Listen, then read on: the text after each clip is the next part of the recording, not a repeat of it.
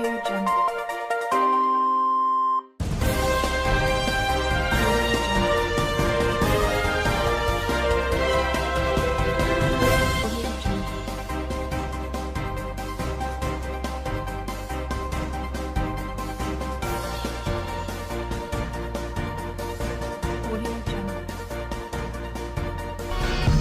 to meet you again on today's edition of Bystanders at Newsstands on Flip TV. Still Michael keeping the drill right here at the newsstand. It was very interesting topic we treated yesterday, 2 days ago. But today we'll still be treating another vital one. And what is the vital story we'll be talking about here? Talking about what the president of Nigeria is saying, Muhammadu Buhari. OBJ Jonathan led Nigeria to near destruction. OBJ Jonathan led Nigeria to near destruction. Admits country needs healing. Boasts of performance. Buhari admits the country needs healing, boasts of his own performance. President hints of further hike in fuel price. PDP governors, your government has failed on security, welfare. On to the next one. Down the paper we have President's speech resonates hopelessness, say Southern Middle Belt leaders. President's speech resonates hopelessness, say Southern Middle Belt leaders. On to the next one. Ango to Buhari, stop comparing Nigeria with Saudi Arabia. Ango to Buhari, stop comparing Nigeria with Saudi Arabia. We have a picture here, and what's the picture illustrating here? We have Speaker, House of Representatives, Femi Gbajabiamila, former First Lady, Patience Jonathan, ex-President Goodluck Ebele Jonathan, Vice President Yemi Osinbajo, President Muhammadu Buhari, his wife Aisha, Senate President Ahmed Lawal, ex-head of state General Yakubu Gowon, and others during the 60th independence anniversary in Abuja yesterday. We have another story here. Nigeria at 60, protest in Lagos, Osun, IPOB sit at home in Enugu.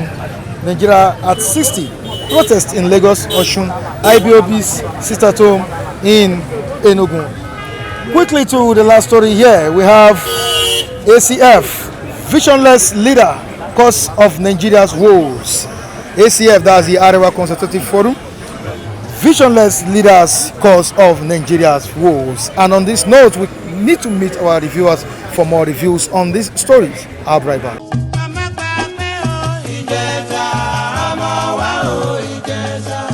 Ijesha Land Foundation for Entrepreneurial and Leadership Development presents 3rd Dr. Lawrence Omole Annual Lecture Series. Theme: Entrepreneurship as a Tool for Community and National Development. Guest speaker: former Finance Minister Olusegun Aganga, Chairman, Marina Express Train Services. Due to the COVID-19 pandemic, this year's edition will take place via Zoom on Saturday, October 10, 2020. Time 1 p.m. to 3 p.m. The 3rd Dr. Lawrence Omole Annual Lecture is dedicated to the General Overseer of the Redeemed Christian Church of God, Pastor E.A. Adeboye Obokunagbewarun. Announcer: Tony Barola, Chairman Planning Committee, Ijesha Land Foundation for Entrepreneurial and Leadership Development. Hi, welcome to another edition of Bystanders. Good morning, sir. Good to have you here. There was a protest yesterday, the Oduduwa Republic agitation. Should we call it a protest for freedom or a protest for the Yoruba nation alone? Of course, we have the Revolution Now protest that took place in different parts of the nation. Now, how would you describe all these protests together? People expected Yoruba protests to turn out good. What really happened? What do you think went on yesterday? Mr. Mike, what transpired yesterday is a function of the failure of leadership of this great country. Because it's unfortunate that they do not give avenue, room for all this necessary conversation. It's unfortunate that they do not address issues as I went through. That is why you are seeing protests of different dimension, of different nature. To be quite honest with you, if you look at what transpired yesterday, you understand that the protest was in different dimension. There was an angle of Oduduwa sovereignty. There was angle of revolution now, calling the government to do the needful for good governance. There was angle of Biafra, IPO asking its member to sit at home to draw attention of the world to the need for a sovereign state of Biafra. There was even another group protesting the fuel hike and electricity tax. That's what I'm coming. That's why I say it was multidimensional. So we're calling on government to rescind its decision on the hike of PMS and electricity tariff. So we're calling on government to address the security challenges.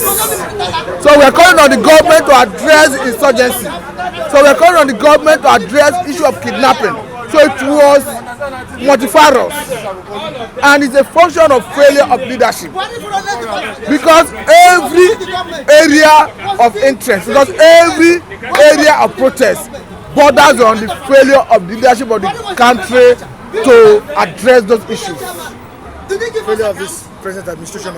It is a cumulative failure, but this government have not been able to address it, and we are seeing escalation of almost all the areas of crisis since the inception of this government. And here we have this government blaming its predecessors. We have Buhari blaming OBJ, Jonathan, telling us that they led Nigeria to near destruction. Mr. Mike, if you ask me, like I said yesterday, I say, Mr. President, that statement is riddled with hypocrisy.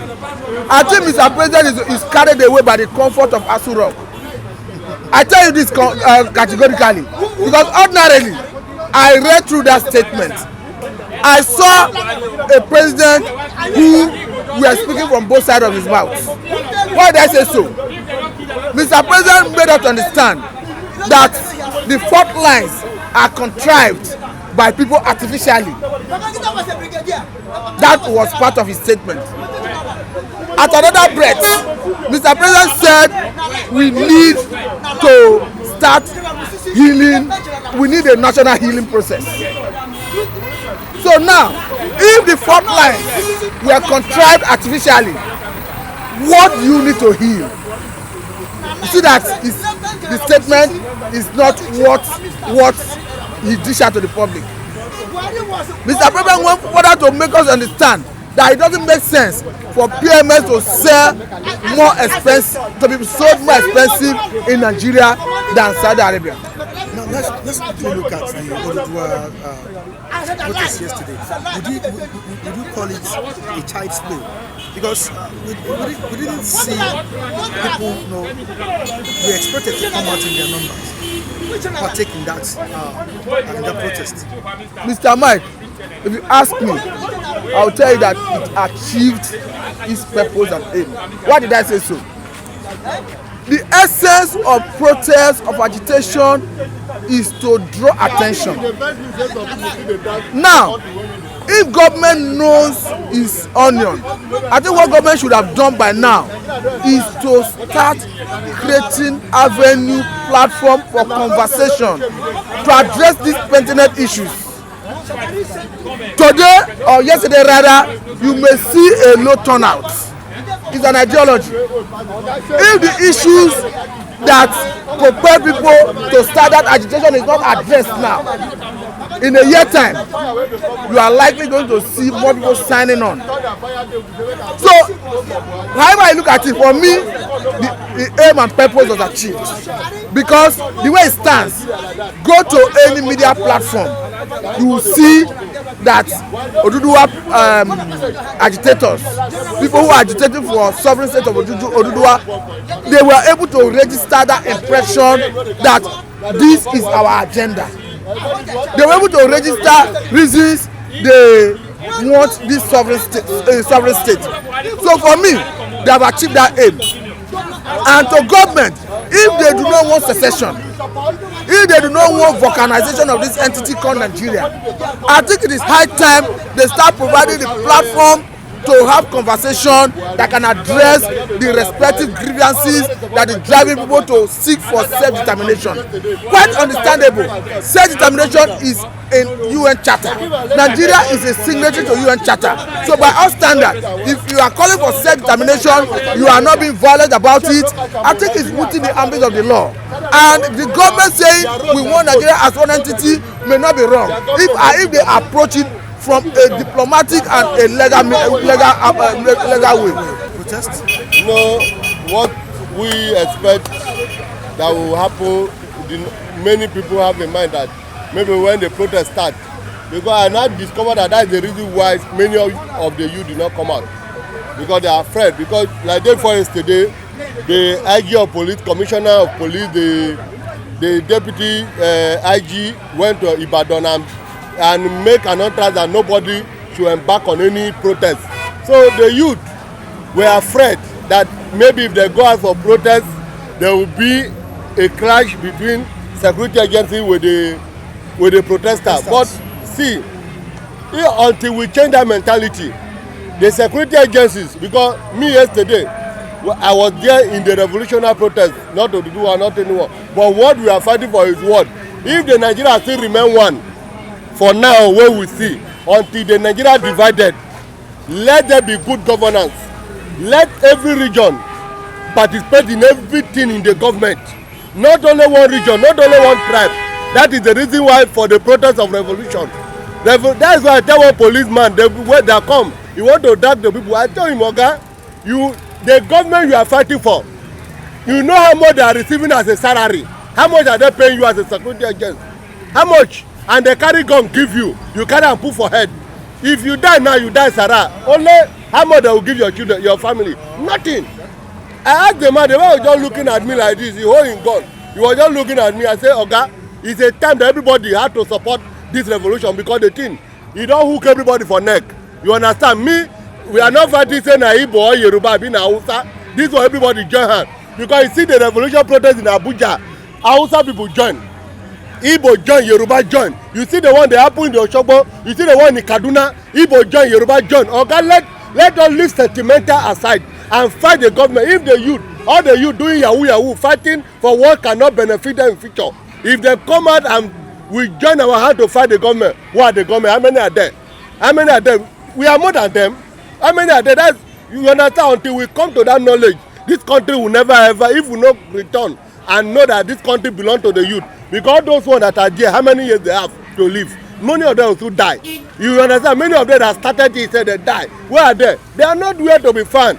How many people celebrate? How many past leaders celebrate independence yesterday because of what? Tribalism. Because of the tribalism matter. That is why only the person I'm angry with Jonathan. But Jonathan is doing democratic. He's forming a democratic leader. But as he's following these people, this administration should use the wisdom. Because the democratic wisdom, the ECOWAS, the United Nations are pushing him. They will still knock him just. If they knock him just, that is all. All of them will not fight for him. Because those people are wicked, they are evil, they are devilish. They don't have anything to think that to compensate somebody. Jonathan, anywhere you are, if you can listen to this thing, if you are working with these people, forget Buhari, forget anybody telling you to follow them. Use your wisdom. I know you are one of the best democratic leaders we have, but don't too push yourself in the midst of them, because they are conquer worm. They can eat you. You never have anything to write them about. You have to wake up and know. But let invest me that, thank God that I don't observe anything like celebration. What are they celebrating? They're celebrating that Nigeria do not have good road, and the president is comparing Nigeria with Saudi Arabia. Saudi Arabia, that their road is golden road. They have everything in the country, and the president, that's to show that he is not the real Nigeria, because he's from Saudi Arabia and not comparing with them. Oga is not the same, because when you see Saudi Arabia road, they are building their everything, that infrastructure in Saudi Arabia. In 100 years to come, Nigeria will never be like that, because of the wicked and devilish leader we have that are fighting for their children. They only their children they are fighting for. That is what I have to say. If you start comparing with another country, let them fight for the country. Let the country move forward.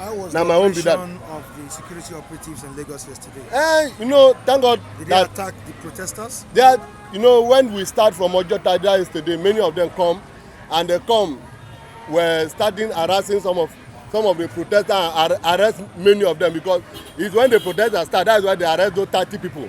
But before the time come, many of them were released, because since those people they arrest, they release them. You understand? Because it's not what we had to let our leader had to tell them that revolution is not for fight. You understand? We come to demand good governance from our leader, because the operation we are passing through is enough. Abba, that is why the revolution now come. What we are fighting for is the criminal. They should stop embezzle our money and suffering the masses. Let everybody have equal right in the nation. Right. That is why they call it Nigeria. But the question is, are the governments or are the leaders listening? Another question I want to ask you is, what impact do you think this protest will have? And don't you think there should be a lesson the leadership of this country or the federal government should learn from this protest? You see, the people that came out yesterday to protest, I thank them for coming out for the first instance.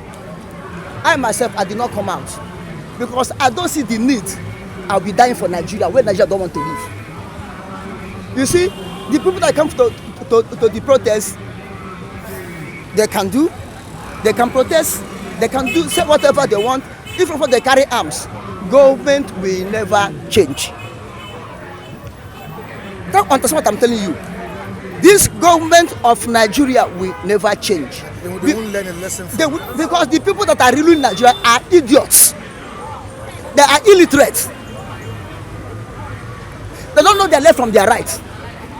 They don't have human sympathy. They don't have atom of changing. You don't understand me. The spirit of taking correction is not in them. What they have in them is the spirit of destruction.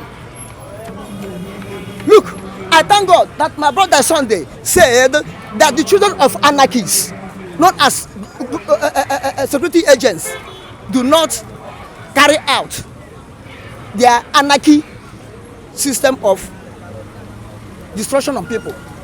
They are children of anarchists.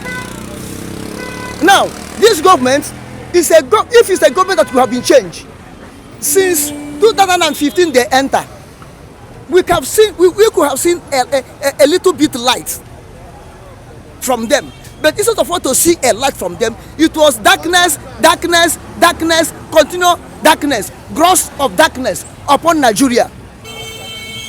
Can this government be able to change? When the so-called Buhari is blaming the past government, they are the failure of PDP. Well, he himself forget that he's part of the bad government. Since war ended, Buhari was part of the government until he became a president. Since civil war ended, he was a minister in Obasanjo regime. He overthrew a real democratic elected president, Alhaji Shehu Shagari. He overthrew him. And when he entered, before he entered, Nigerians don't eat beans. If you go to our dustbin, you will see food that will remain and throw away, even the fish head. But now, if an average Nigerian man see fish head to eat now, we thank God. And when he entered, he banned importation of anything when we are not able to produce those things. That's what I'm saying. Bread become a essential commodity. Rice for where? Beans that the prisoners do eat. We, the people in the free world, start struggling for beans in 1984 to 85. To the extent that prompt Babangida to overthrow him, people start jubilating. I'm telling you honestly, go and check record. During that time, he was head of state. A woman died here in Lagos State because of bleeding. He was having miscarriage. No vitamin K to inject him to stop the bleeding all over Lagos State. Look to don't have all over both chemists, both pharmacy company, because he seized the money of importation of even chemicals to make manufacture drugs. That time company we are still having companies in Nigeria. That's the type of government he was running that time. He carried to enter now, blaming them. The Abacha regime, when they overthrew him, he was in prison, house arrest. Thank God, a man who has sympathy, not like him, that have other matter. Babangida did not kill him. He bring him out. Now he was PTF chairman under Abacha. for 5 years. Did you do any account? Did you bring any record? Let him come and show us the tangible execution PTF did upon all the money collected. He collected money that time to keep himself to come and run for presidency in 2003. Where did he get money to run presidency in 2003? 2003. Is it not embezzlement from PTF? He's blaming other governments. Now he entered his hand, he said the foundation is wrong, foundation is wrong. He told us in 2015 that he will rebuild Nigeria, that other people have spoiled Nigeria. He knew, as he said, that they have spoiled Nigeria. When he come, he won't become worse. Looting and looting. Since Nigeria have begun, have we ever mortgaged Nigeria like this Buhari APC government? Have you seen corruption like this Buhari APC government? He's hijacking fuel every day, hijacking this every day. Saudi Arabia get oil in 1936. Fine, we agree. Okay, what of Dubai? Where get oil yesterday? We get oil before them. Where is Dubai? Where is Nigeria now? This is 60 years, and I believe the leadership of this country should learn one or two things, and they should be able to work on their weaknesses. Now, what aspects in this economy, or what sectors do you think this country, this present administration has done well? You see, this present administration, in all angle, in roundabout, in everything, they fail woefully. This administration failed woefully. All in anything, nothing good this administration have ever produced. From 2015, check how things were going. They only succeeded in corruption. They only succeeded in mortgaging Nigeria. They only succeeded in shedding of blood.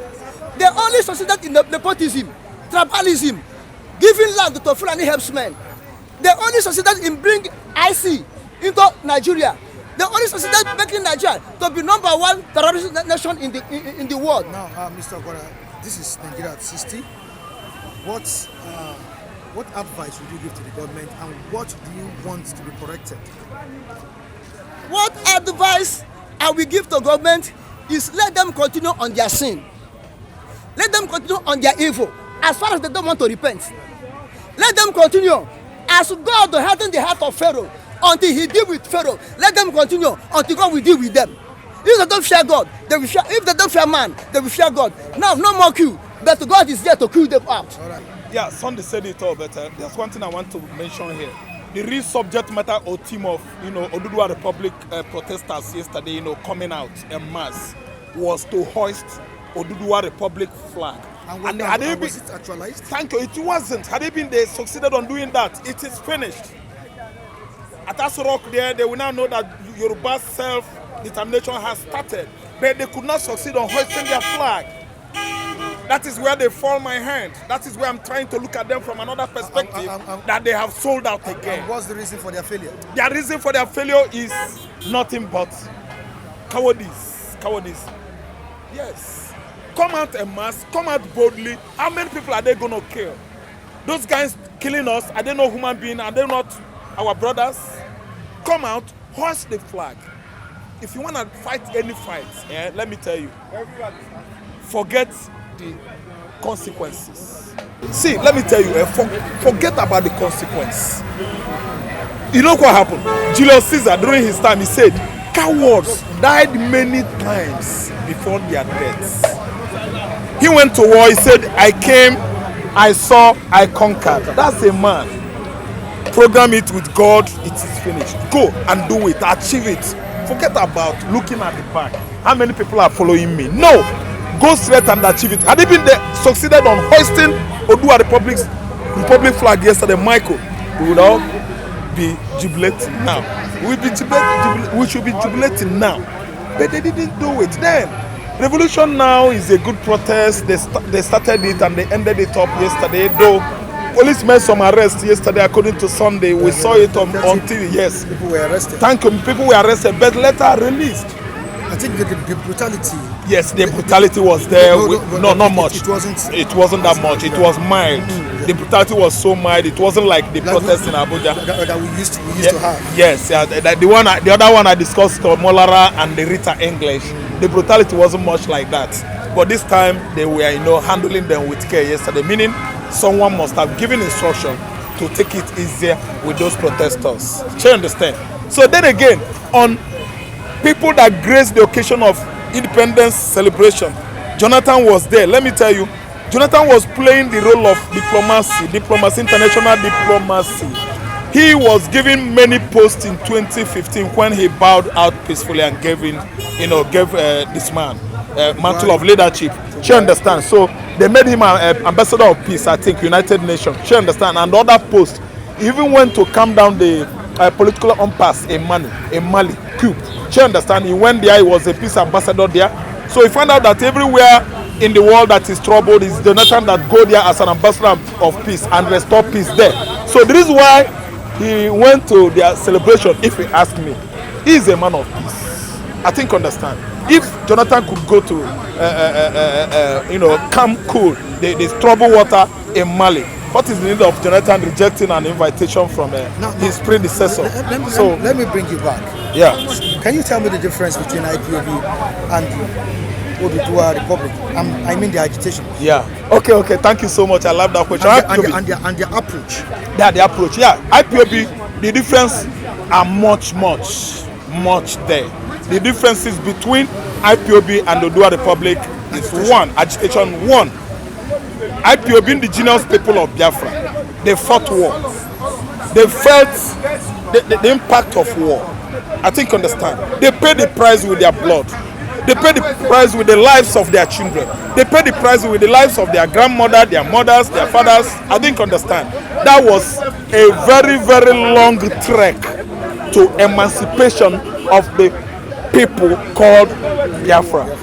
Two, the Igbo man is a very stubborn man. The Igbo man has resilience and love for tenacity on the basis of fighting for his rights. That is Igbo man for you. Three, Igbo man doesn't want anybody to suppress him. Igbo man doesn't want repression or oppression of any level. No, Igbo man wants freedom at all costs. See, let me tell you, fifth reason here is that if Igbo man want to get something, he could stop at nothing until he gets it. Let me start with Yoruba. They have never tested the war before. Though Onabanjo and the rest of Yorubas that supported Biafra, they fought along with us.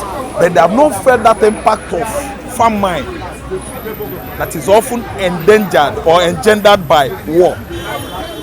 Do you understand? Trouble and tribulation.